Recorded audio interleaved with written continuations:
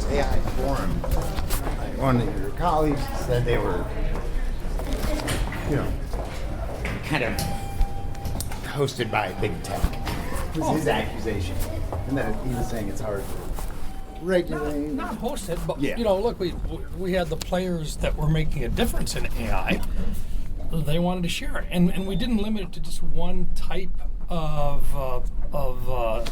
advisory group. We invited lots of different types that were involved in the advisory group. So for us, we just wanted as much information as we could get from all different sources, and these are the sources. I don't want to do things in ignorance. I want to do things with as much information as possible, and they were providing it. And in some cases, they actually provided, information from different perspectives that was healthy to hear the difference, and we could then flesh out. Do you, when it specifically comes to deepfakes in the 2024 election, is anything actionable? I know there's a couple competing bills, but we're now in the midst of an election. We are, except the thing, if we can draw attention to the American public that you've got countries outside of the United States that really are trying to influence the elections, and we can use AI to identify what they are, and so can the platforms. If there's a way that there's a comfort level in identifying when you've got adversaries that are actually putting misinformation out through, different sources, but on social media primarily, we can go a long ways towards correcting some of it. You've got to use AI to do it, to detect it in the first place as early as possible.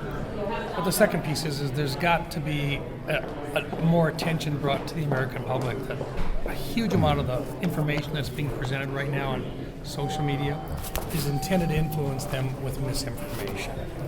And that's just something that we just have to keep pounding on with the American public. They've got to discern what is accurate and what it might actually be a deep fake. And at this point, instead of a bill addressing it, would it be easier to put in extra funding for DHS or... Yeah, it's a part of it. It won't fix it, but because the platforms themselves have to have a comfort level that there is a recognition that restricting what you know to be false information is defensible. And I think that's where the challenge is going to be. And it's the reason why we want the Judiciary Committee to really have a say in it, so that we actually use the expertise they've got there to help craft that type of legislation. Senator, were you surprised to see Tim Scott endorse Trump so early in the campaign for him? Not really. I had hoped that Tim would stay in the race. In fact, I told him last week, I said, I wish you were still in the race. I see he got engaged, and I thought that would probably take more attention than anything else. But we'll all have to make up our own minds as to how we approach the presidential race right now. I won't second guess what Tim is doing, and I still think he would have made a very, very good president. Do you think he'd make a good vice president? I do. I think he would make a good vice president.